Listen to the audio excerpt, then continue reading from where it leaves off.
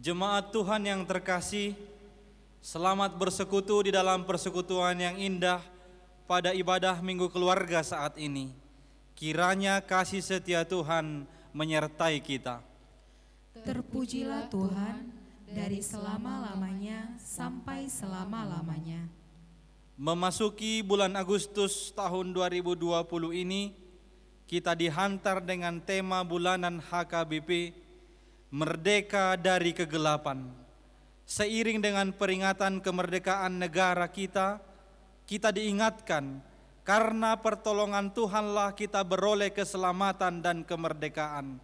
Supaya kita sungguh-sungguh merdeka, Kristus telah memerdekakan kita.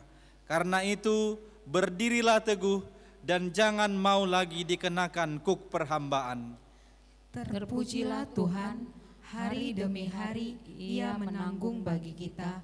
Allah adalah keselamatan kita.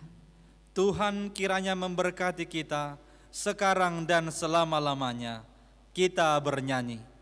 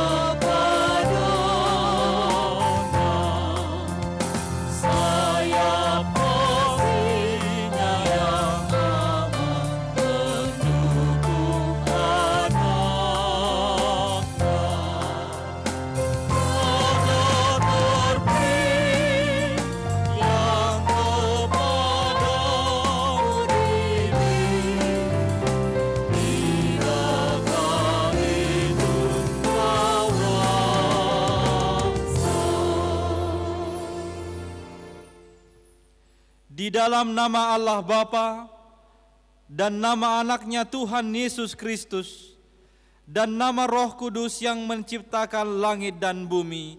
Amin. Demikianlah firman Tuhan Yesus. Berbahagialah orang yang lapar dan haus akan kebenaran, karena mereka akan dipuaskan. Berbahagialah orang yang suci hatinya, karena mereka akan melihat Allah. Haleluya.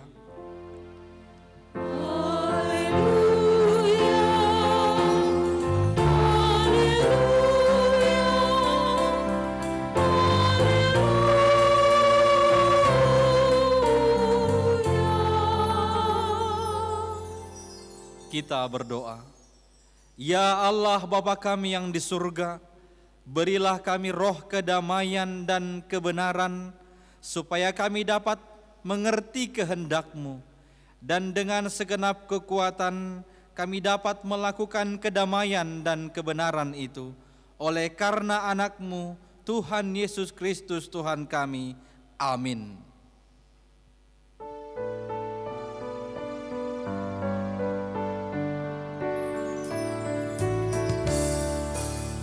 Betapa kita tidak bersyukur, bertanya air kaya dan subur, lautnya luas, gunungnya megah, menghijau padang bukit dan lembah.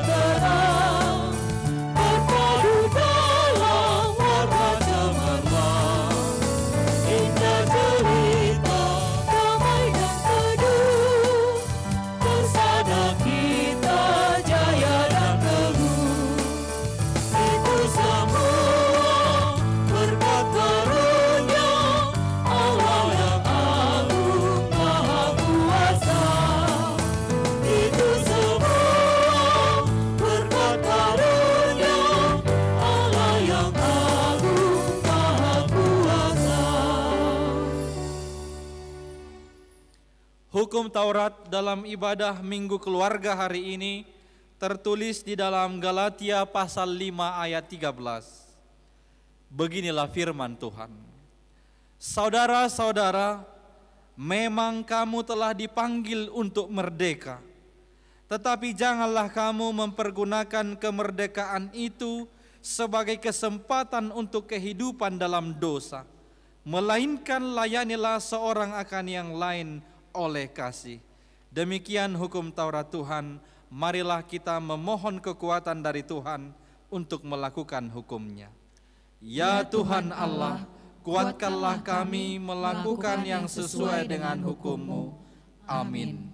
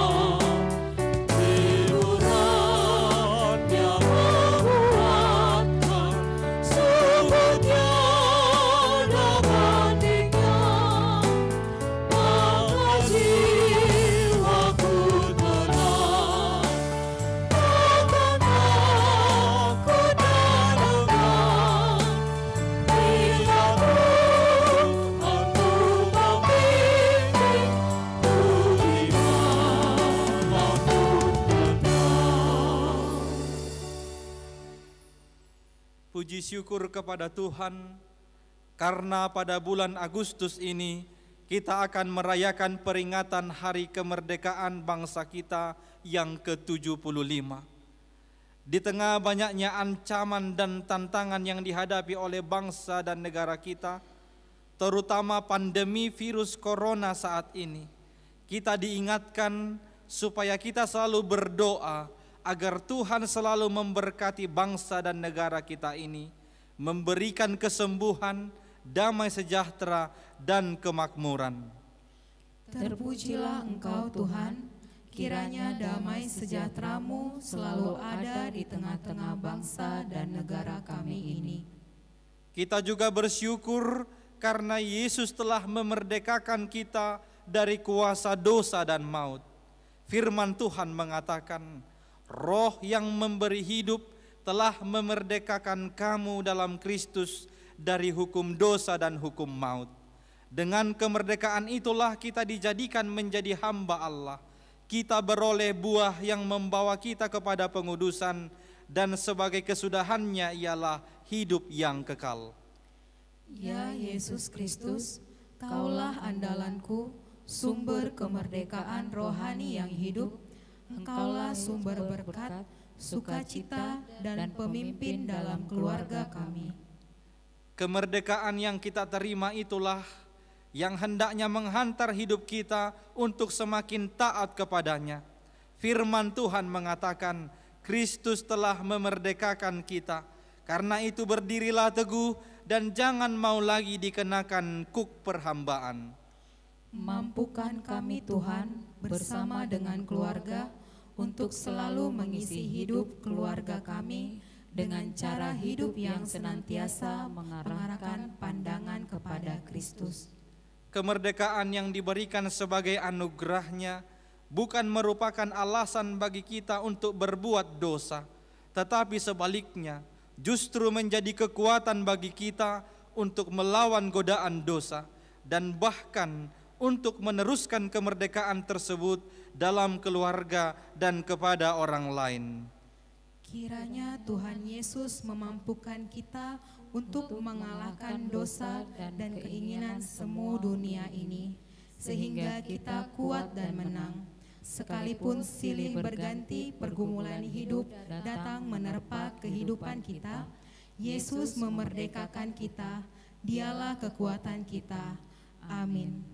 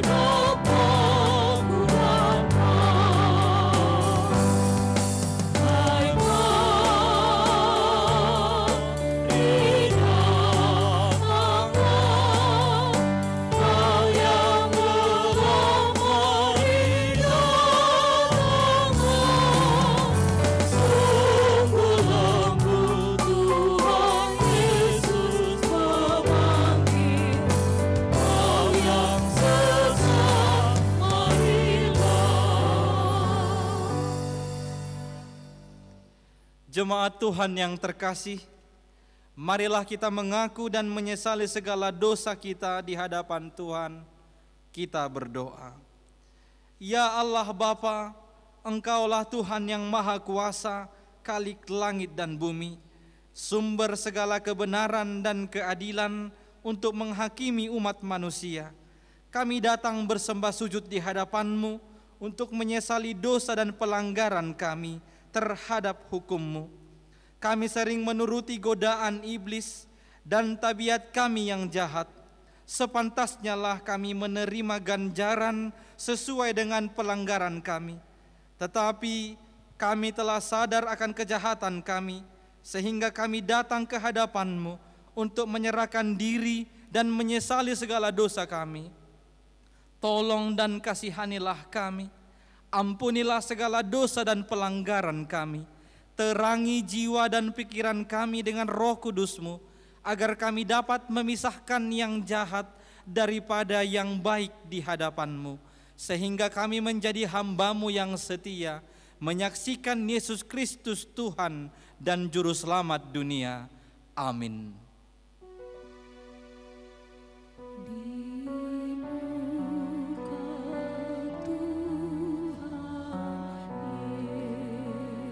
Dosa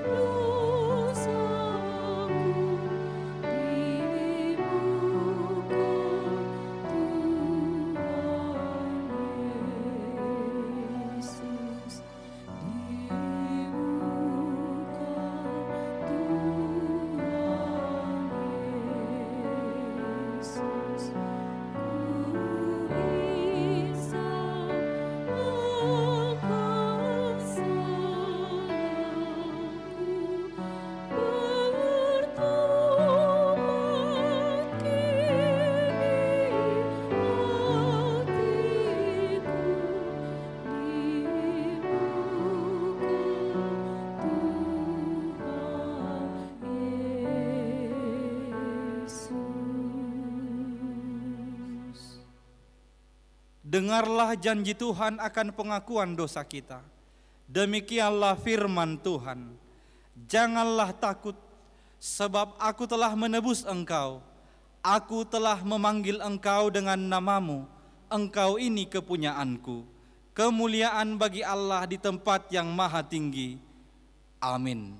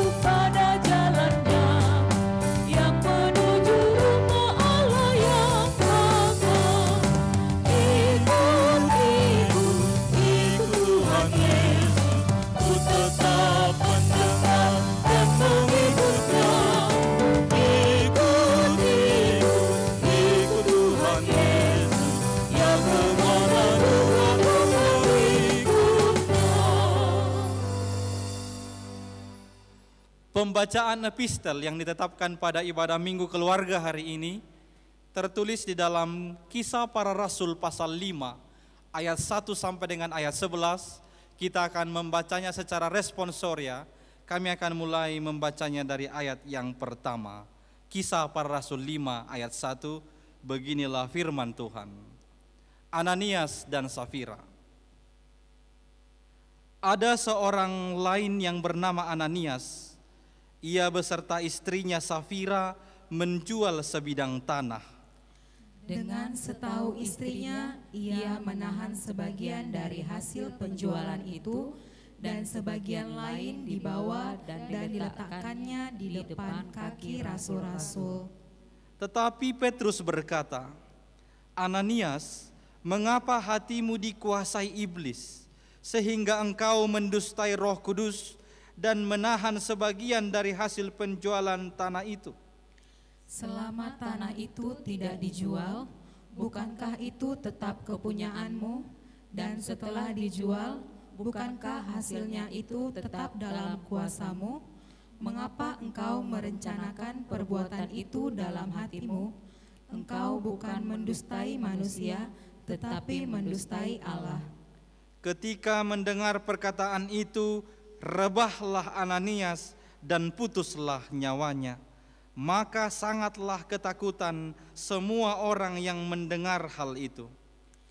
Lalu datanglah beberapa orang muda, mereka mengampani mayat itu, mengusungnya keluar dan pergi menguburnya. Kira-kira 3 jam kemudian, masuklah istri Ananias, tetapi ia tidak tahu apa yang telah terjadi. Kata Petrus kepadanya, katakanlah kepadaku, dengan harga sekiankah tanah itu kamu jual? Jawab perempuan itu, betul sekian. Kata Petrus, mengapa kamu berdua bersepakat untuk mencobai roh Tuhan? Lihatlah, orang-orang yang baru menguburkan suamimu berdiri di depan pintu, dan mereka akan mengusung engkau juga keluar. Lalu rebahlah perempuan itu seketika itu juga di depan kaki Petrus dan putuslah nyawanya. Ketika orang-orang muda itu masuk, mereka mendapati dia sudah mati. Lalu mereka mengusungnya keluar dan menguburnya di samping suaminya. Maka sangat ketakutanlah seluruh jemaat dan semua orang yang mendengar hal itu. Demikianlah pembacaan firman Tuhan. Berbahagialah orang yang mendengar firman Allah serta memeliharanya. Amin.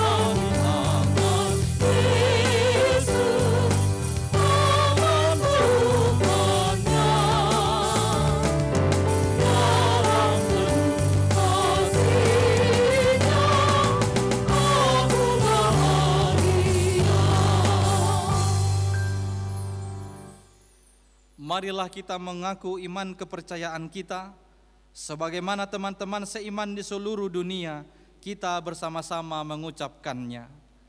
Aku percaya kepada Allah, Bapa yang Maha Kuasa, Khalik langit dan bumi. Aku percaya kepada Yesus Kristus, Anaknya yang tunggal Tuhan kita, yang dikandung daripada Roh Kudus, lahir dari anak darah Maria, yang menderita sengsara di bawah pemerintahan Pontius Pilatus, disalibkan, mati dan dikuburkan, yang turun ke dalam kerajaan maut. Pada hari yang ketiga, bangkit pula dari antara orang mati, naik ke surga, duduk di sebelah kanan Allah, Bapa yang Maha Kuasa. Dari sana akan datang kelak untuk menghakimi orang yang hidup dan yang mati. Aku percaya kepada Roh Kudus dan adanya satu gereja yang kudus, persekutuan orang kudus, pengampunan dosa, kebangkitan daging, dan hidup yang kekal. Amin.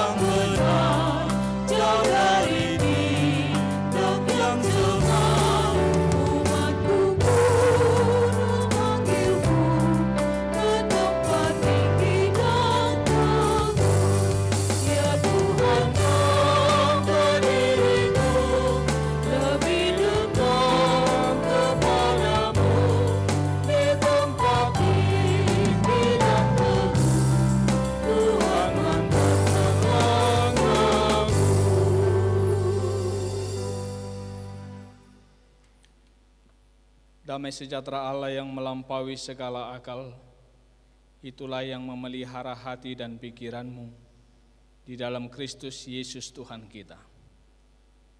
Amin. Bapak, Ibu, Saudara-saudari, firman Tuhan yang menjadi khotbah pada minggu hari ini terambil dari kitab Keluaran pasal 23 ayat 1 hingga ayat 9. Demikian firman Tuhan. Janganlah engkau menyebarkan kabar bohong. Janganlah engkau membantu orang yang bersalah dengan menjadi saksi yang tidak benar. Janganlah engkau turut-turut kebanyakan orang melakukan kejahatan. Dan dalam memberikan kesaksian mengenai sesuatu perkara, janganlah engkau turut-turut kebanyakan orang membelokkan hukum.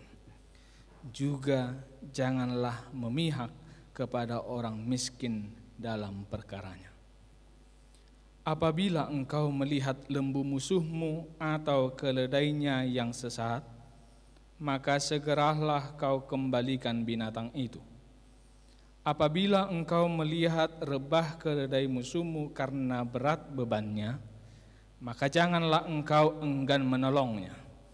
Haruslah engkau rela menolong dia dengan membongkar muatan keledainya. Janganlah engkau memperkosa hak orang miskin di antaramu dalam perkaranya. Haruslah kau jauhkan dirimu dari perkara dusta. Orang yang tidak bersalah dan orang yang benar tidak boleh kau bunuh. Sebab aku tidak akan membenarkan orang yang bersalah.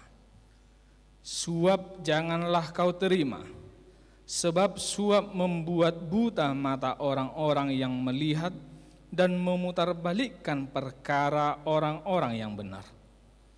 Orang asing janganlah kamu tekan, karena kamu sendiri telah mengenal keadaan jiwa orang asing, sebab kamu pun dahulu adalah orang asing di tanah Mesir. Demikian firman Tuhan. Bapak, Ibu, saudara-saudari, topik minggu kita hari ini adalah melawan suap dan korupsi. Maka gigihon sisip dohot korupsi. Berbicara tentang suap atau korupsi, tentu kita tidak boleh lepas dari apa yang disebut dengan uang atau hepeng.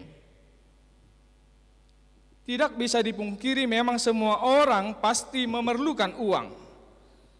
Apapun yang kita inginkan boleh kita beli kalau ada uang. Mau makan enak di restoran mewah boleh, asal ada uang. Mau beli kebaya model Syahrini boleh, asal ada uang. Mau beli jas model yang dipakai Donald Trump boleh, asal ada uang. Mau beli sepatu model Hotman Paris ada berliannya marhilok kilong, itu juga boleh, asal ada uang. Mau ke Amerika, Australia, Afrika, Antartika, kemanapun boleh, asal ada uang. Mau ke benua manapun boleh, benua Toru, benua Tonga, benua Holding bisa, asal ada uang. Hanya satu benua yang gratis, benua Gijang, angguerang pola rekuk hebeng. Dalam artian dengan uang kita mampu ke sana kemari, dengan uang kita mampu mau ini dan mau itu. Itu sebabnya banyak orang beranggapan bahwa uang adalah segala-galanya. Money is everything. Sementara pepatah Tiongkok berkata uang memang bukan segala-galanya, tetapi tanpa uang manusia tidak dapat berbuat apa-apa. Apa yang hendak kita lihat di sana? Uang itu telah menjadi sesuatu yang sensitif dalam kehidupan manusia. Uang mampu mempengaruhi hidup manusia, padahal dia adalah benda mati. Uang juga mampu menjadi kepentingan, menjadi sesuatu yang dibutuhkan hidup manusia. Tetapi di sisi lain, dia juga mampu menjadi masalah besar bagi hidup manusia. Dan hal itu jugalah yang disinggung oleh teks khotbah minggu hari ini. Agar berhati-hati terhadap uang yang mampu melahirkan masalah besar dalam hidup kita, bahkan membuat kita jatuh ke dalam dosa. Mengapa jatuh ke dalam dosa? Karena uang mampu membuat buta mata kita, membuat kita membenarkan yang salah dan menyalahkan yang benar, sebagaimana tadi sudah kita baca dalam teks khotbah ini. Bapak, Ibu, saudara-saudari, sebelum sampai ke sana, dalam Alkitab bahasa Indonesia kalau kita perhatikan, teks ini diberi judul Peraturan tentang Hak-Hak Manusia. Dalam bahasa Batak dikatakan patik nasu jadi mardikan. Kalau kita memperhatikan lagi dari ayat 1 hingga ayat 9, ada 9 kali kata atau seruan jangan. Jangan, jangan, dan jangan. Dan itu adalah seruan yang diberikan langsung oleh Allah bagi umatnya ketika itu. Dalam artian melalui teks ini sesungguhnya Allah ingin menyampaikan dan memberitahukan kepada semua umat bahwasanya setiap orang siapapun dia punya hak dalam hidupnya. Kalau dalam hukum negara inilah yang disebut dengan HAM, hak asasi manusia. Dalam rangka menjamin hak-hak setiap orang itulah pertama-tama Allah berseru dalam ayat 1, janganlah engkau menyebarkan kabar bohong dan jadi para ratomu barita gap-gap. Dan di ayat 7 diulang kembali, haruslah kau jauhkan dirimu dari perkara dusta, sai paholang ma ho sian hata gap-gap. Seruan ini ingin mengingatkan agar setiap orang berkata jujur, berkata apa adanya, bukan ada apanya. Ingat, hanya orang jujur yang mampu berkata benar jika itu benar, salah jika itu salah. Hanya orang jujur yang tidak mau membelokkan hukum. Bahkan orang miskin sekalipun tidak akan dia bela kalau memang dia terbukti bersalah. Dan itu yang dimaksud dari ayat 3 tadi. Jangan memihak kepada orang miskin dalam perkaranya. Bapak Ibu, hati-hati untuk memahami ayat ini. Kalau tadi dikatakan jangan memihak kepada orang miskin dalam perkaranya, bukan berarti kita tidak boleh peduli kepada orang miskin, bukan. Tetapi yang mau dikatakan, jangan hanya karena rasa kasihan kita menjadi membelakangkan kebenaran. Jangan sudah jelas-jelas dia terbukti bersalah, tetapi karena dia miskin, kita memiliki rasa iba, kita memiliki rasa kasihan, lalu kita bela seolah-olah dia tidak bersalah. Jangan, itu tidak dikehendaki, itu tidak disukai oleh Tuhan. Tetapi katakanlah, benar kalau dia benar, salah kalau dia salah, tanpa memandang status ataupun kedudukan. Itu yang pertama. Yang kedua, teks ini mengingatkan agar jangan jemu berbuat baik. Berbuat baik bukan hanya kepada teman, bukan hanya kepada sahabat, tetapi kepada musuh pun kita disuruh untuk berbuat baik. Perhatikan ayat 4 sampai ayat 5 teks kita. Apabila engkau melihat lembu musuhmu atau keledainya yang sesat, maka segeralah kau kembalikan binatang itu. Apabila engkau melihat rebah keledai musuhmu karena berat bebannya, maka janganlah engkau enggan menolongnya. Haruslah engkau rela menolong dia dengan membongkar muatan keledainya. Ulahon nadenggan maradoppo musum. Borak nayate garu turungan niba dang setar bahid dope terus mangulahon nadenggan. Bahapa lagi matu musuh. Kan itu. Tetapi itulah yang dikehendaki oleh Allah. Sama seperti perkataan Yesus dalam Lukas 6 ayat 27. Kasihilah musuhmu, berbuat baiklah kepada semua orang yang membenci kamu. Haholongi mamusum, nadenggam ma bahek kamu, tu namak kosomiham. Jalahu pikir, lasod dotong jamita na di hari minggui, di minggu nasalpu. Dingot tamu do petai turpu jamitai manang nong lupa ro. Ahadiro di sini. Patik nai baru hulehot tuhamu. Naing masih haholongak kamu. Aku memberikan perintah baru supaya kamu saling mengasihi. Alani, kasihilah semua orang tanpa pandang status, tanpa pandang muka, tanpa pandang kedudukan, dan selalulah berusaha melakukan yang terbaik. Ingat Yakobus 4 ayat 17. Jika seorang tahu bagaimana ia harus berbuat baik, tetapi ia tidak melakukannya, ia berdosa. Nauboto mabahin nadenggan alaydang diulahon, na mardosa ma ibana disi. Alani asa unang mardosa ho, molo dibotoho nadenggan ulahom mai. Yang ketiga, teks ini mengingatkan, jauhilah suap atau korupsi. Apa itu suap? Apa itu korupsi? Saya rasa kita semua sudah tahu, dan saya tidak perlu menjelaskannya lagi kepada kita. Tetapi yang mau saya katakan, ternyata tindakan atau perbuatan suap maupun korupsi bukan adanya hanya di zaman sekarang. Tetapi jauh pada zaman perjanjian lama pun hal ini sudah terjadi. Dan ini adalah salah satu tindakan atau perbuatan yang tidak berkenan di hadapan Allah. Mengapa tidak berkenan di hadapan Allah?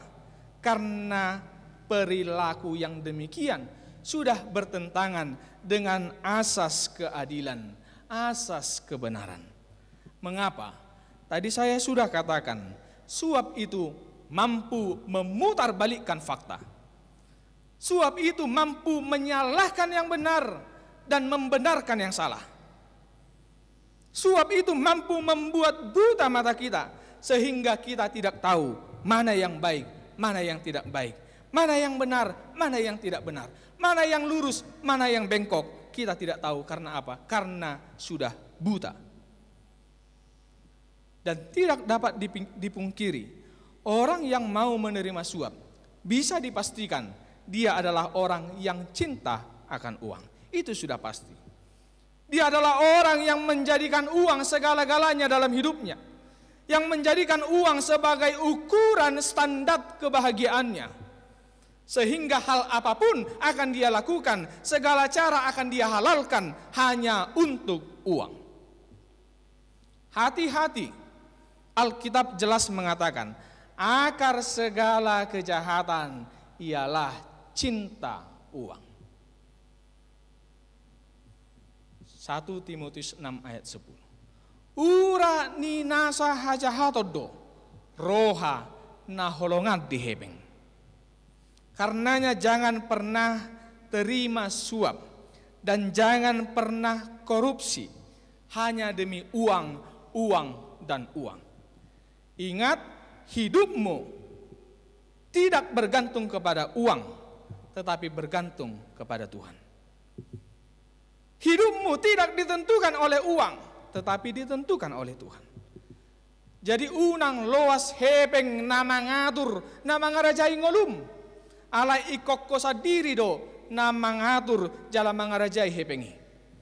Anggo nama ngatur ngolum, anggo nama ngarajai ngolum, hola sada do, ima dewata.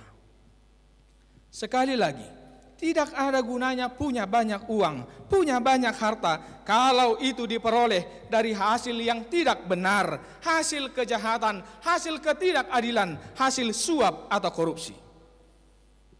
Ayaha magunana liat portibio taomo anggo magodo todita. Berjalanlah di jalan kebenaran, hiduplah jujur, teruslah berbuat baik, jauhilah suap dan korupsi. Amin. Terima kasih atas sapaan firman yang sudah kami dengarkan.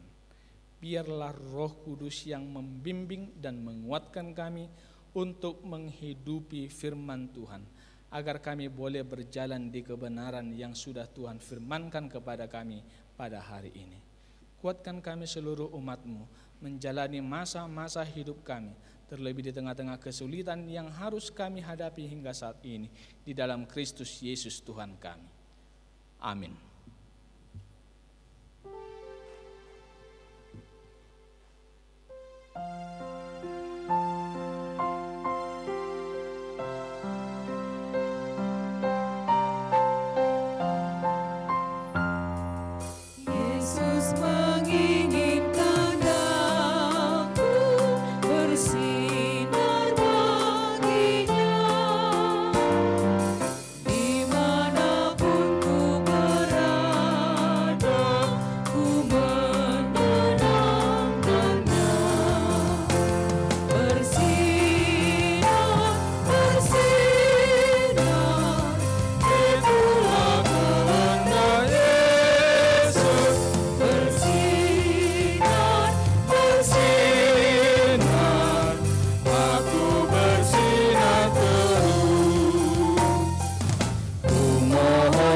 Yesus menolong, menjaga hatiku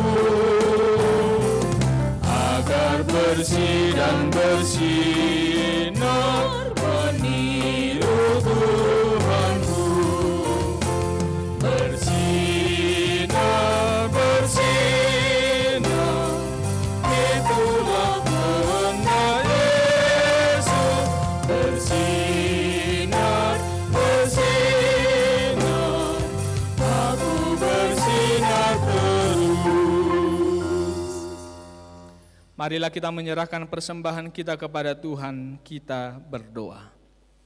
Ya Allah Bapa kami yang di sorga, kami mengaku bahwa Tuhan adalah sumber dari segala karunia yang melimpah dalam kehidupan kami masing-masing. Sebahagian daripada karunia itu kami serahkan kembali sebagai persembahan kepada Tuhan. Terimalah dan berkatilah persembahan umat-Mu ini, agar dapat kami pergunakan untuk pekerjaan dan pelayanan kerajaan Tuhan di dunia ini. Bukalah hati kami untuk mengenal betapa banyak berkat dan karunia yang kami peroleh dari Tuhan, supaya kami senantiasa bersyukur kepadamu di dalam nama Yesus Kristus Tuhan kami. Amin. Tuhan karuniamu, roh dan jiwaku semua, nyawa juga hidupku, harta milikku semua, serahkan padamu untuk selama-lamanya.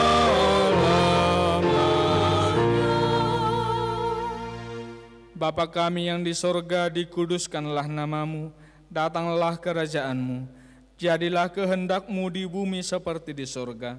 Berikanlah kami pada hari ini makanan kami yang secukupnya, dan ampunilah kami akan kesalahan kami, seperti kami juga telah mengampuni orang yang bersalah kepada kami. Dan janganlah membawa kami ke dalam pencobaan, tetapi lepaskanlah kami daripada yang jahat. Karena Engkau punya kerajaan dan kekuasaan dan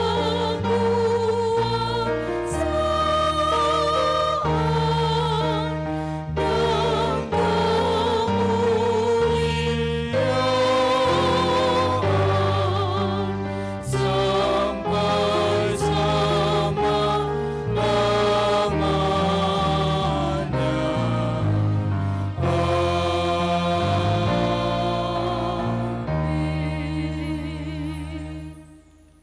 Tuhan memberkati engkau dan melindungi engkau.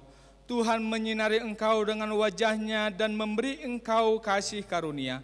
Tuhan menghadapkan wajah-Nya kepadamu dan memberi engkau damai sejahtera.